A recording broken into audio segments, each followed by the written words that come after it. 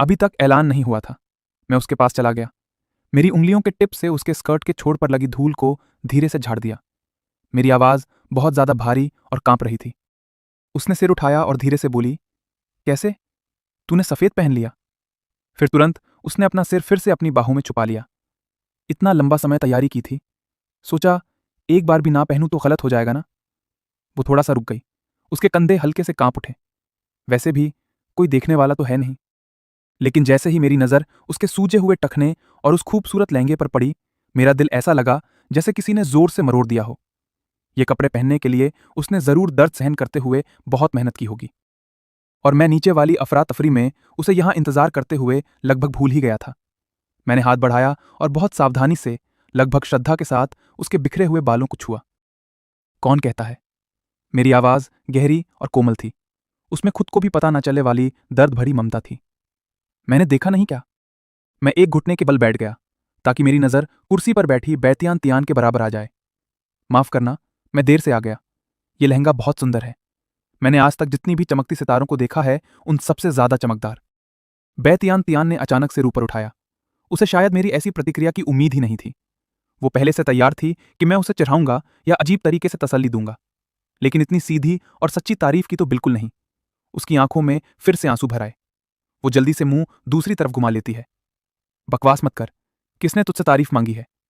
उसकी आवाज पहले से भी ज्यादा धीमी हो गई थी। और देख लिया तो क्या फायदा? मैंने कुछ नहीं कहा, बस धीरे से उसका पैर जमीन पर रख दिया। फिर खड़ा हो गया और उसकी तरफ हाथ बढ़ा दिया। मेरा हर हाव भाव स्वाभाविक और दृढ़ था। मेरी आंखों में रोज वाला छछुंदरपन नहीं, सिर्फ पूरा ध्यान था। डांस अभी पूरी तरह खत्म नहीं हुआ है। चैंपियन का ऐलान भले ही नहीं हुआ हो। मैंने थोड़ा रुककर कोमल मुस्कान के साथ कहा, लेकिन मेरा डांस पार्टनर यही है। तो बैतियान तियान जी, क्या आज रात की आखिरी डांस के लिए मुझे साथ चलने का मौका देंगी? बैतियान तियान पूरी तरह स्तब्ध रह गई। वो मेरे बड़े हुए हाथ को घूर रही थी। क्या तू पागल हो गया है? मेरा पैर? वो फुसफुसाई, लेकिन उसका दिल तेजी से धड़क रहा था।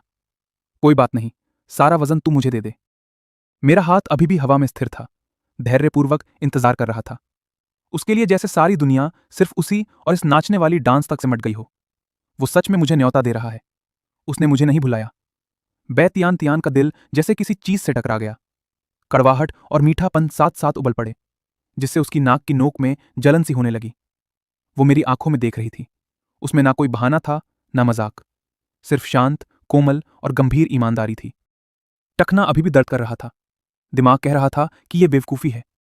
लेकिन दिल के उस कोने में, जहां चांदनी पड़ रही थी, कोई जोर जोर से चिल्ला रहा था, हां बोल दे। आखिरकार उसका छोटा सा हाथ, जो हल्के से कांप रहा था, मेरी हथेली में आ गिरा। मेरी उंगलियां तुरंत बंद हो गईं। गर्माहट और मजबूती से उसके ठंडे हाथ को अपने में समेट लिया। पहले से कह देती हूं, अगर पैर पर पैर रखकर दर्द हुआ तो मुझे मत कोसना। चिंता मत कर, मैं तुझे अच्छे से संभाल लूंगा। मैं मुस्कुराया। जैसे कोई अनमोल खजाना हाथ लग गया हो, हल्के से उसे कुर्सी से खींचकर खड़ा कर दिया। बैतियान तियान नंगे पैर मेरे पैर के ऊपर आ गई। मेरी मदद से एक पैर पर खड़ी हो गई। मैंने तुरंत उसकी कमर को अच्छे से थाम लिया। कोई संगीत नहीं था, सिर्फ खिड़की से बाहर से आती डांस की हल्की हल्की आवाजें और हम दोनों की धड़कनों का साथ साथ चलना। बैतियान तियान ने लगभग अपना पूरा वजन मेरी छाती पर टिका दिया था।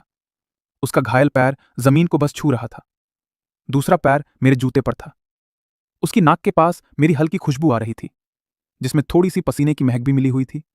वो महक बुरी नहीं लग रही थी, बल्कि उसकी गालें गर्म होने लगी थीं।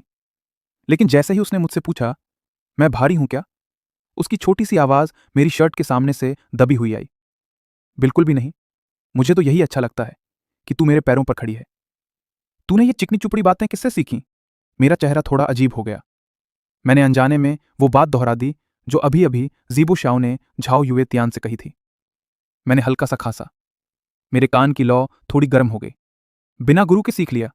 तू तो कह रही है मैं बड़ा होशियार हूं। मैंने सिर झुकाया। मेरा ठोड़ी उसके बालों के ऊपर लगभग छू रहा था। कोई संगीत नहीं था, फिर भी मैं टांग नाना ने पहले नाचते वक्त जो सिखाया था, उसी तरह धीरे धीरे गुनगुना रहा था। बेढंगा था, लेकिन बहुत कोमल। बैतियान तियान ने अपना गर्म चेहरा मेरी छाती में छुपा लिया। मेरी स्थिर धड़कन और बेताल गुनगुनाहट सुनकर वो अचानक पुच करके हंस पड़ी। बहुत बुरा लग रहा है। चलो, थोड़ा बहुत तो चलेगा ना बैबड़ी जी? मैं भी उसके साथ हंस पड़ा। लेकिन मेरी बाहें उसे और जोर से जकड़ ली। जो होना था सो हुआ। बैतियान तियान मुंह से तो चिढ़ा रही थी, लेकिन उसकी उंगलियां अनजाने में मेरी शर्ट को कसकर पकड़ रही थीं। कौन कहता है तू इतनी देर से आया? मैं तो कई चक्कर लगा चुकी थी। क्या? कई चक्कर? कुछ नहीं, कुछ नहीं। हम दोनों चुप हो गए, बिना किसी संगीत के, सिर्फ हवा में लहराते हुए धीरे धीरे हिलते रहे। चांदनी ही हमारी एकमात्र रोशनी थी। हमारी परछाइयां ठंडे फर्श पर एक दूसरे में घुलती मिलती हिल रही थीं। मैंने इस शांत लय में उसके हाथ को पकड़कर बहुत धीरे से उसे घुमाया। वो बैठे बैठे ही एक खूबसूरत घुमाव पूरा कर रही थी। उसका चांदी जैसा सफेद घेरा हल्के से फैल गया। चांदनी की किरणें उस पर नाच रही थीं, जैसे टूटे हीरे आकाश गंगा में बिखर गए हों। देखा, फिर भी नाच तो सकते हैं ना? मैंने धीरे से कहा। मेरी नजर उससे एक पल के लिए भी नहीं हटी। बैतियान तियान ने सिर ऊपर उठाकर मुझे देखा। उसकी आंखें फिर से नम हो गईं। मैं उसे देखभाल के लिए अपना पूरा ध्यान दे रहा था। उसे अपना वजन भी नहीं उठाने दे रहा था। बस इस बेढंगे लेकिन कोमल तरीके से उसके साथ नाच का रूप पूरा कर रहा था। इस पल सारी शिकायतें और उदासी मानो इस सावधानी भरे घुमाव में कहीं गुम हो गईं। वो रोते रोते हंस पड़ी और हल्के से कर दिया।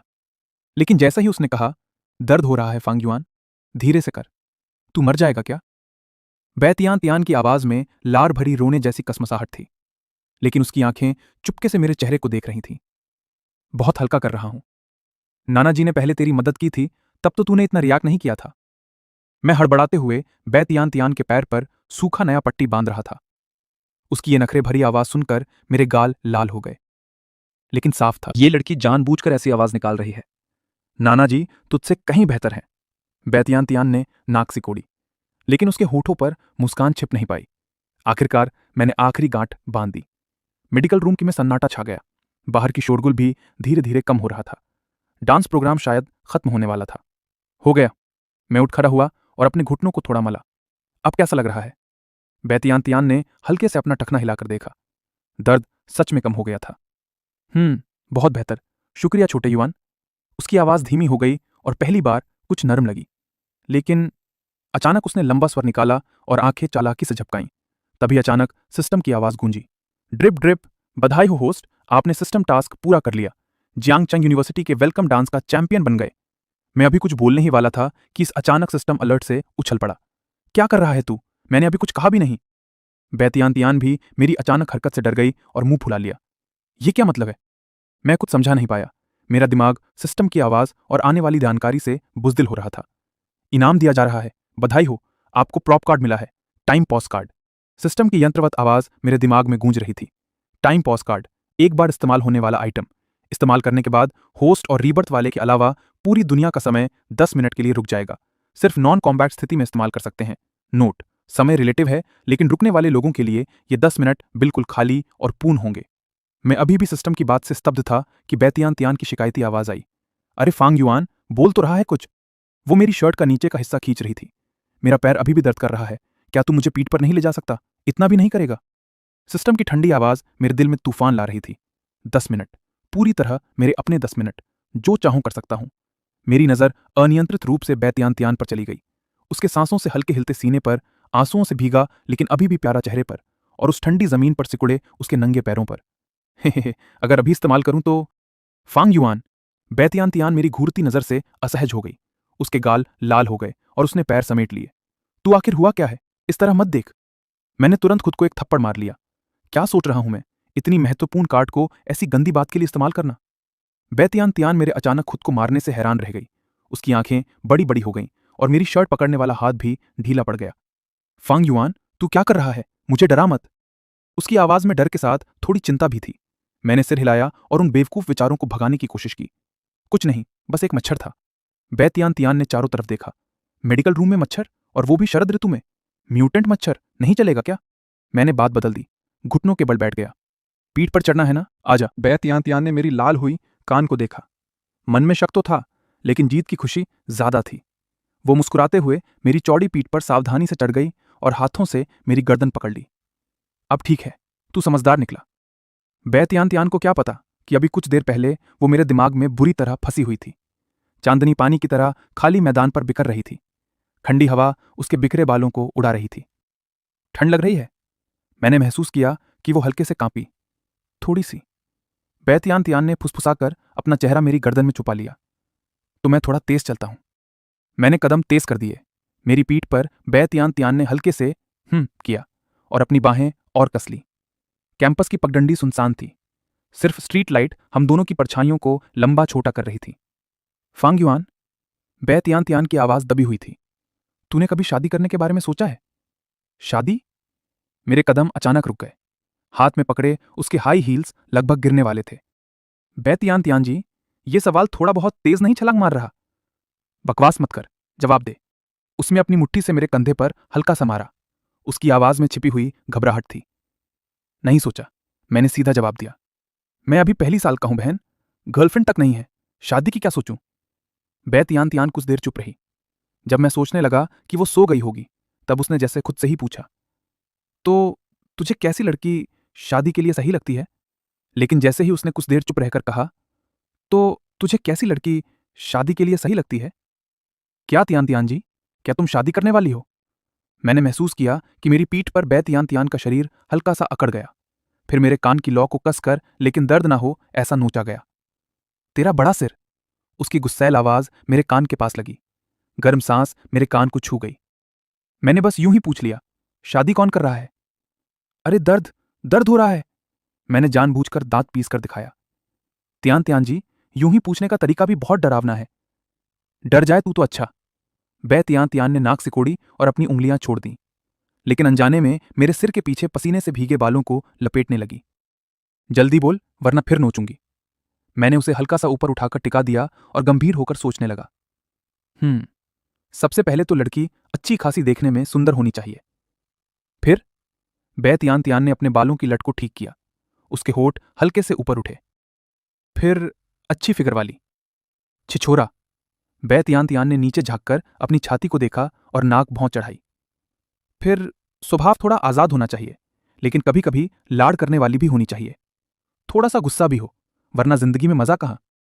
बै त्यान त्यान ने अपना ठोड़ी मेरे कंधे पर रख दी और धीरे से बुदबुदाई। बहुत ज्यादा शर्तें हैं। और हां, आमतौर पर थोड़ी दूर दूर लगने वाली, लेकिन असल में अलग पहलू वाली। जैसे नशे में हो तो बिल्ली की तरह चिपकने वाली। बै त्यान त्यान उंगलियां गिन रही थी। अचानक उसे कुछ अजीब लगा। मैंने उसकी छोटी सी असहजता पर ध्यान नहीं दिया और बोलता रहा, होशियार हो, अपनी पसंद की चीजें हों जिनमें वो माहिर हो। गंभीर होने पर उसकी आभा अलग निकले। वो मुझे समझे, अपनी राय रखे। उसके साथ रहते हुए हर बार दिल तेज धड़के। बोलते बोलते मैं खुद भी ठिठक गया। ये इतने साफ और जीवंत शब्द अनजाने में मेरे मुंह से निकल गए, जैसे मेरे दिल में कोई साफ चेहरा बसा हो। ठंडी हवा गुजरी। सिर्फ मेरे पैरों तले सूखे पत्तों की सरसराहट और मेरी अपनी धड़कन सुनाई दे रही थी।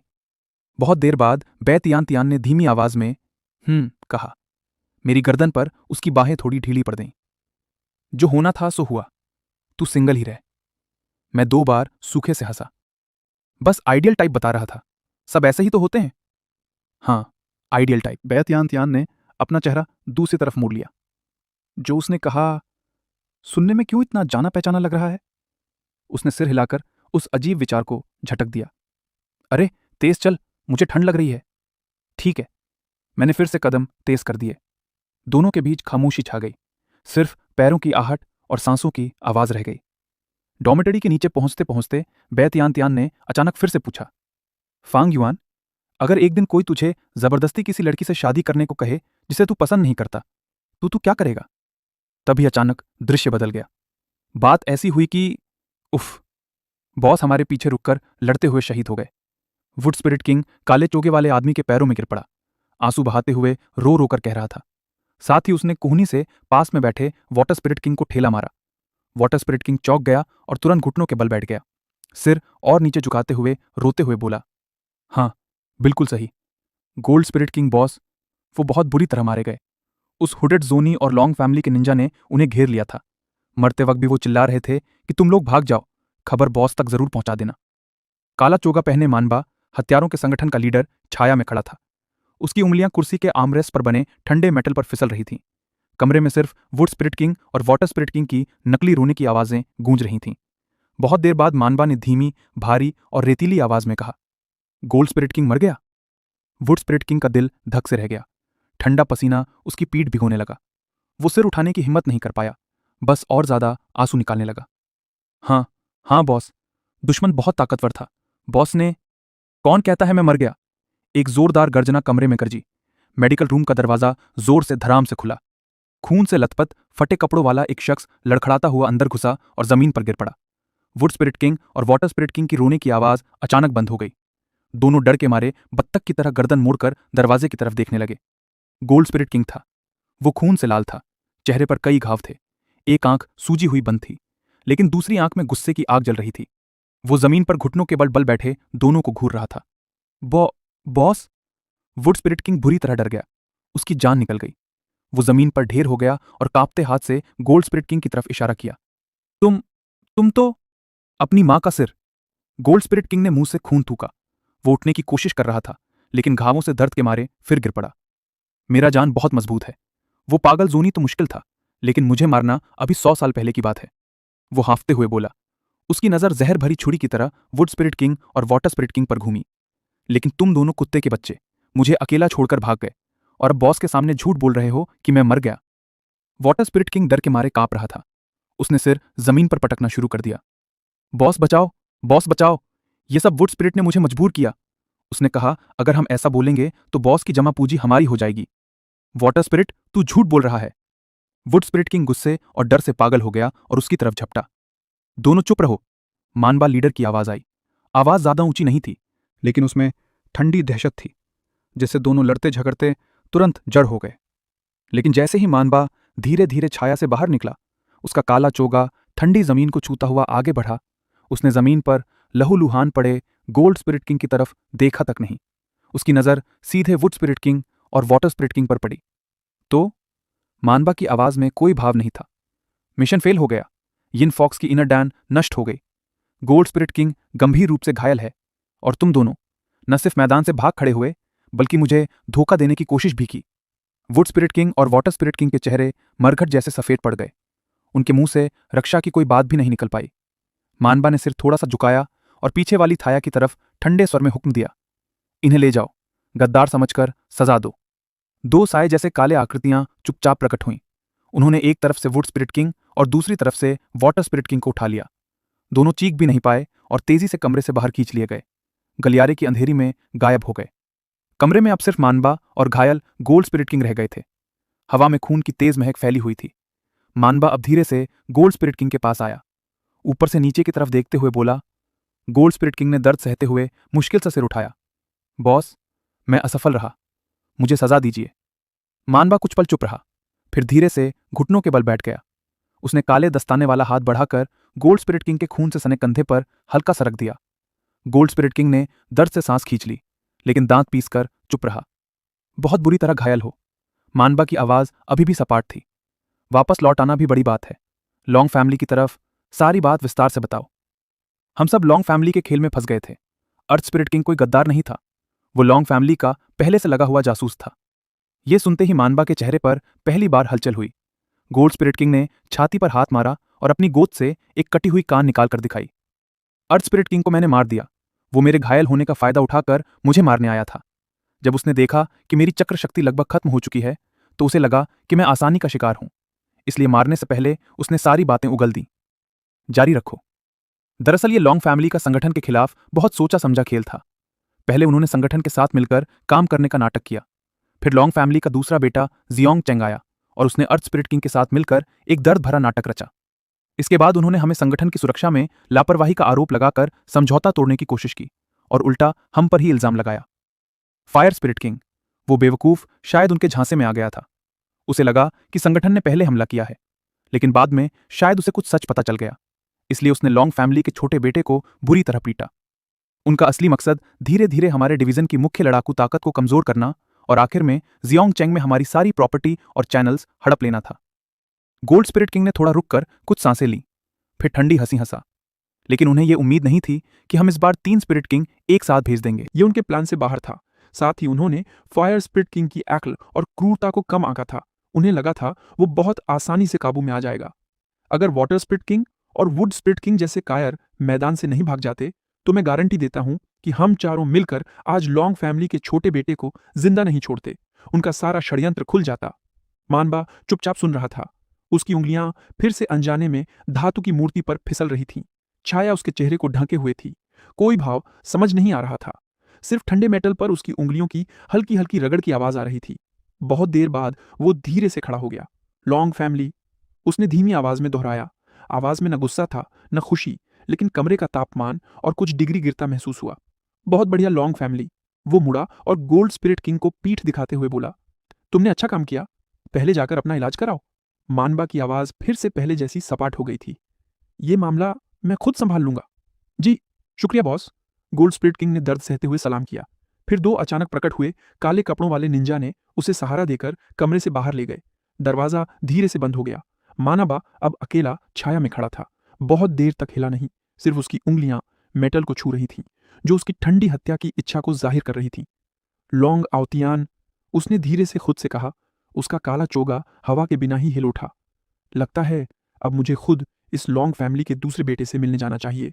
लेकिन जैसे ही हम डॉर्मिट्री के दरवाजे पर पहुंच गए त्यांतियान जी, मैंने पीठ पर बैठी बै त्यांतियान की तरफ सिर घुमाकर कहा। दरवाजा ची की आवाज के साथ खुला। सुयाओ याओ ने सिर बाहर निकाला। हमें देखते ही उसकी आंखें चमक उठी। फांग साथी, तुम लोग वापस आ गए। त्यांतियान का पैर कैसा है? बहुत बेहतर हो गया है, बस अभी भी थोड़ा सूझा हुआ है। बै त्यांतियान ने मेरी पीठ पर बैठे बैठे धीरे से जवाब दिया।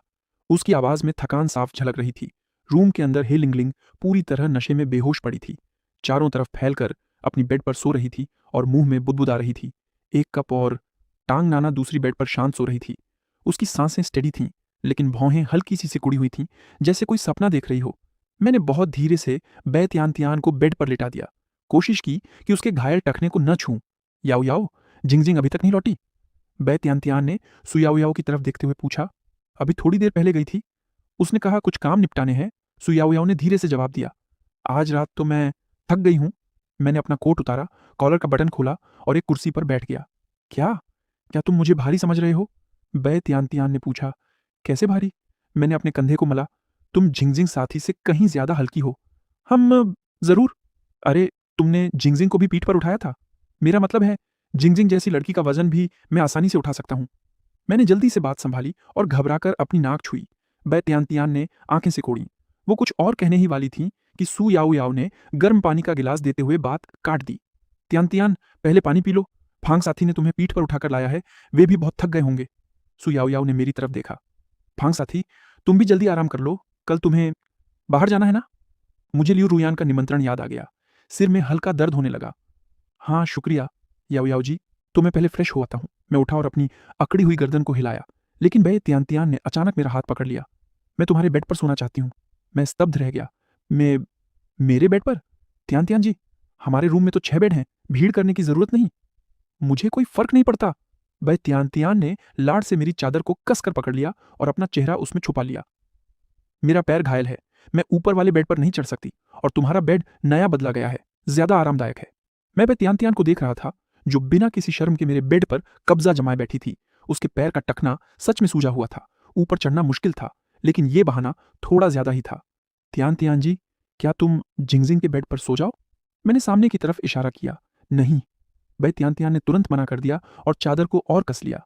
खिड़की वाली जगह मुझे नींद नहीं आती, मुझे यहीं सोना है, और यहाँ छोटे युआन की खुशबू आती है। आखिरी वाक्य उसने बहुत धीरे कहा, लेकिन मैं सुन गया। मेरा दिल अजीब सा पिघल गया। मैंने आह भरी। ठीक है, तुम यहीं सो जाओ, मैं तुम्हारे बेड पर सो जाता हूँ। नहीं। बै त्यांतियान ने तुरंत सिर उठाया। ये मेरी आज की सबसे अच्छी तरीके से सौंपी हुई चादर है, तुम इसे बिगाड़ नहीं सकते। मैं अपने और बाकी लोगों के स्टैंडर्ड बेड को देखा, फिर बै त्यांतियान को देखा। आखिर समझ आ गया कि वो मेरे बेड पर रहने की पूरी तैयारी करके आई है। तो मैं सोऊं कहाँ? मैंने हार कर पूछा। बै त्यांतियान ने आंखें झपकाईं और बेड के खाली हिस्से पर थपथपाया। यहाँ जगह है ना? बेड तो बड़ा है, आधा तुम्हारा। सुयाओ याओ टांग नाना को चादर ओढ़ा रही थी। ये सुनकर उसका हाथ कांप गया। चादर लगभग गिरने वाली थी। उसने चुपके से मुझे देखा। उसके गाल हल्के लाल हो गए। ये ठीक तो है ना? मेरे कान गर्म हो रहे थे। पहले भी दूसरे स्कूल ब्यूटीज के साथ बेड शेयर किया था, लेकिन वो सब मजबूरी में था। अब बै त्यांतियान खुलकर न्योता दे रही थी। क्या बुरा है? बै त्यांतियान ने सिर टेढ़ा करके मासूम चेहरा बनाया। पहले भी साथ सो चुके हैं ना? या? उसकी आवाज अचानक उदास हो गई। तुम घायल मुझे अकेला छोड़कर सोना चाहते हो? रात में अगर गिर गई तो? 666। बिल्कुल अभिनय नहीं कर रही। मैं मन ही मन चिल्लाया, लेकिन उसके पट्टी बंधे पैर को देखकर मुंह से नहीं शब्द नहीं निकल पाया। ठीक है, ठीक है। मैं हार मान गया। लेकिन वादा करो कि अच्छे से सोना। पिछली बार की तरह मुझे लात मत मारना। वह तियान तियान ने चालाकी से मुस्कुराते हुए कहा, जैसे चोरी करने वाली बिल्ली। तो तय हो गया। याओ याओ जी, क्या तुम मेरी नाइट सूट ले आओगी?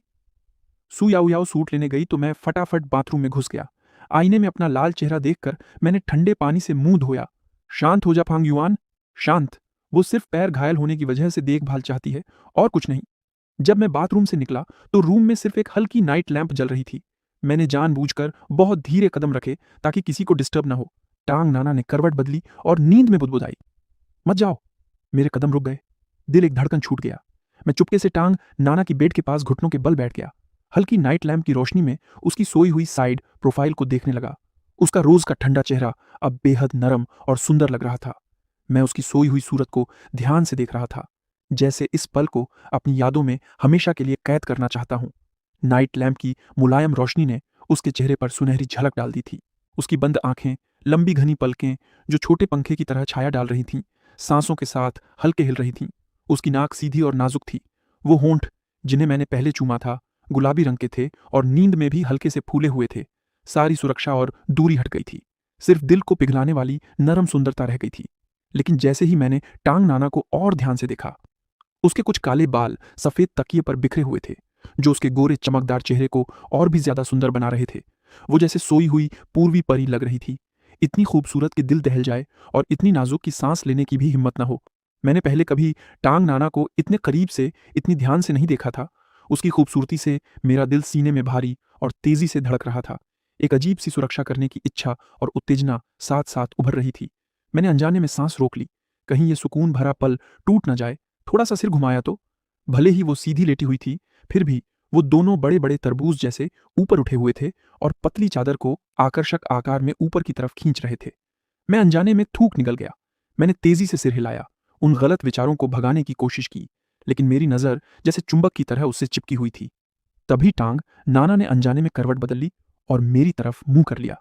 अरे, उसके कपड़े का गला और खुल गया, जिससे और ज्यादा मनमोहक नजारा दिखने लगा। मेरा दिल और तेज धड़कने लगा। खून शरीर के एक खास हिस्से की तरफ दौड़ने लगा। फांग युआन, टांग नाना ने फिर से नींद में बुदबुदाया। इस बार उसकी आवाज में हल्की सी शिकायत थी। मैं यहां हूं नाना। जैसे ही मैंने हाथ बढ़ाकर उसकी सिकुड़ी हुई भौहों को सहलाने की कोशिश की, तभी एक तकिया सीधा मेरे सिर के पीछे लग गया। देख लिया? वह त्यान त्यान की दबी हुई आवाज सामने वाली बेड से आई। उसमें साफ नाराजगी थी। चाहो तो मैग्नीफाइंग ग्लास ले आऊं और पास से देख लो। मैं चौंक गया, जल्दी से उठ खड़ा हुआ और शर्म से अपनी नाक छूने लगा। हाँ हाँ, त्यान त्यान जी, तुम अभी तक सोई नहीं? मैंने बस जमीन पर कुछ गिरा था। मैंने मुड़कर सूखे मुंह से हंसी निकाली। बै त्यान त्यान किसी समय आधा उठकर बैठ गई थी। आंखें सिकोड़कर मुझे घूर रही थी। हाथ में दूसरा तकिया था, जैसे कभी भी फेंक सकती हो। हाँ, अच्छा हुआ मैं सोई नहीं, वरना पता नहीं कुछ लोग क्या क्या करने लगते। उसने बुरा सा मुंह बनाया और दूसरा तकिया भी फेंक दिया। मैंने तकिया पकड़ लिया। खुद को मौके पर पकड़े गए किसी बदमाश जैसा महसूस हो रहा था। मैंने गहरी सांस ली और अपने बेड की तरफ बढ़ गया। बेत्यांतियान ने पहले ही पिंक नाइट सूट पहन लिया था। ऊपर वाले कार्टून प्रिंट की वजह से वो बहुत प्यारी और मासूम लग रही थी। वो करवट लेकर बाहर की तरफ मुंह करके लेटी थी और दीवार वाली तरफ जगह छोड़ रखी थी। उसका घायल पैर चादर के बाहर सावधानी से रखा हुआ था। मेरे पास आने पर उसने आंख खोलकर एक दरार सी की और खाली जगह पर थपथपाया। आवाज में थकान के साथ थोड़ा घमंड था। जल्दी आ जाओ, तुम्हारे लिए चादर गर्म कर दी है। आ रहा हूं। बेत्यांतियान ने मुंह फेरा और धीरे से अंदर सरक गई। मुझे जगह बना दी। मैं अकड़ कर लेट गया।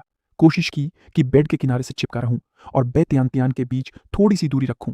चादर सिर्फ एक थी। बेत्यांतियान ने बिना झिझके ज्यादातर हिस्सा खुद में लपेट लिया। मुझे सिर्फ एक कोना दे दिया। नाइट लैंप बंद कर दी गई। रूम में फिर से सन्नाटा छा गया। सिर्फ हे लिंगलिंग की कभी कभी आने वाली बुदबुदाहट और टांगनाना की स्टेडी सांसें सुनाई दे रही थीं।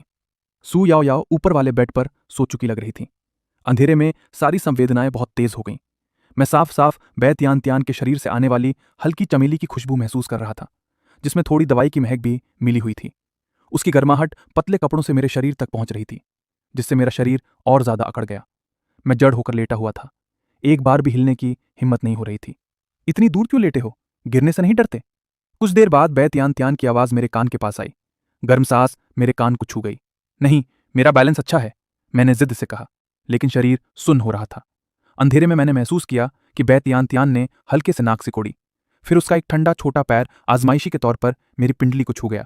सिस, मैं अनजाने में सिकुड़ गया। दर्द हुआ? बैत यान तियान ने तुरंत शिकायती स्वर में कहा, माफ करना, माफ करना।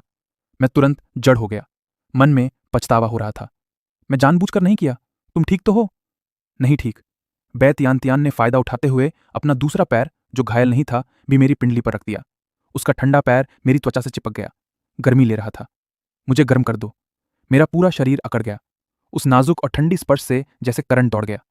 तुम खुद गर्म हो जाओ। मैं पीछे हटने की कोशिश कर रहा था, लेकिन लगभग गिरने वाला था। कंजूस, बैत यान तियान बुदबुदाई, लेकिन उसके पैर के अंगूठे मेरी पिंडली पर हल्के हल्के रगड़ रहे थे, जैसे ज्यादा आरामदायक जगह ढूंढ रही हो।